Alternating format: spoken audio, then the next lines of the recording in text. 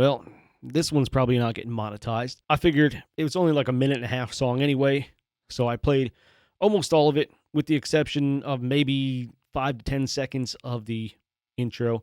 It just sounded a little funky there, so I just kind of cut it right where the drum started and went from there.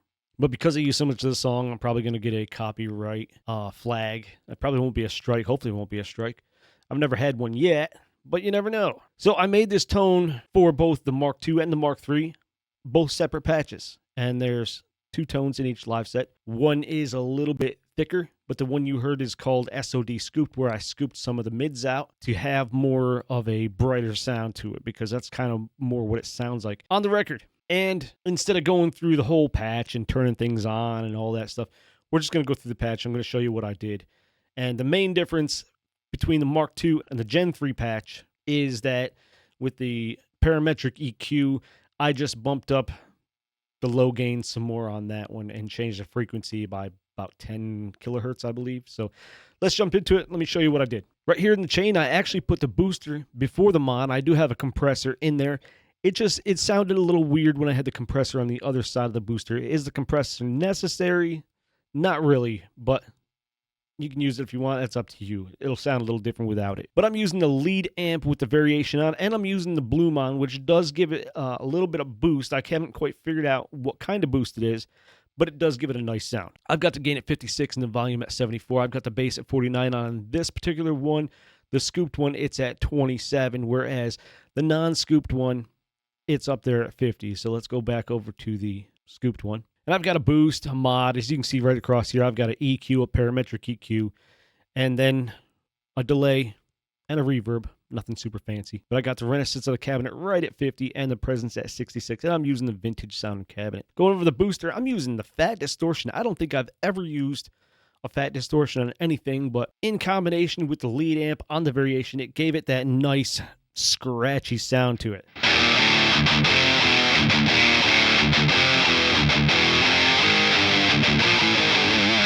And for this song, you're going to want to tune to drop D. And I'll leave links to the Songster tab down there. Super easy to play. Just put it in drop D. You're only using your top 2 or 3 strings. And this is probably not much different than the Anthrax tone I did a while back.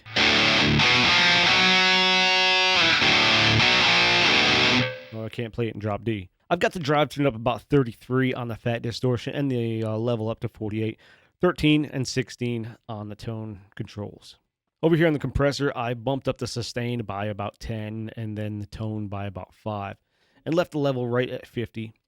There was a graphic equalizer at one time, but I didn't really feel like it was making any difference whatsoever.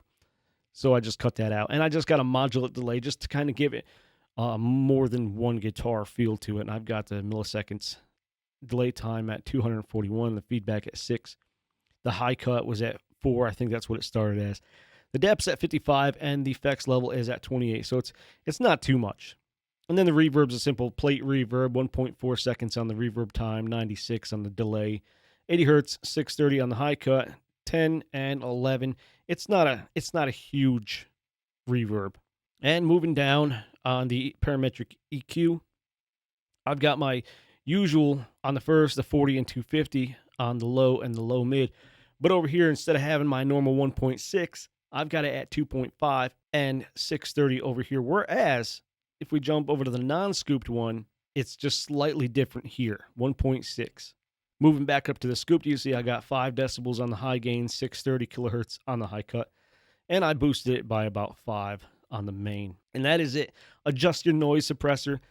You're going to have issues, especially if you're playing really close to it with some feedback. So if you do have another noise suppressor pedal you can put between the guitar and the Katana, that's one of the Katana's biggest faults no matter what version you got. The noise suppressor isn't all that great.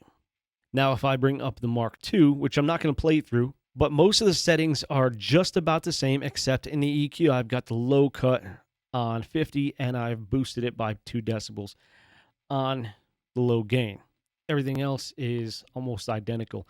And it sounds good either way. It's not going to be exact, but if you just want to jam along to a fun song, I'll upload both of these to the Boss Tone Exchange, where you can download them either for the Mark II or the Mark III, or both if you got them. So that's pretty much it. So download it, have fun. Thanks for watching. Hit that like button if you like this video, and hit that subscribe button if you want to see more. This one was kind of out of the blue. I've been playing with it for a long time, and I figured it was kind of ready. So here you go. Have fun. See you next time.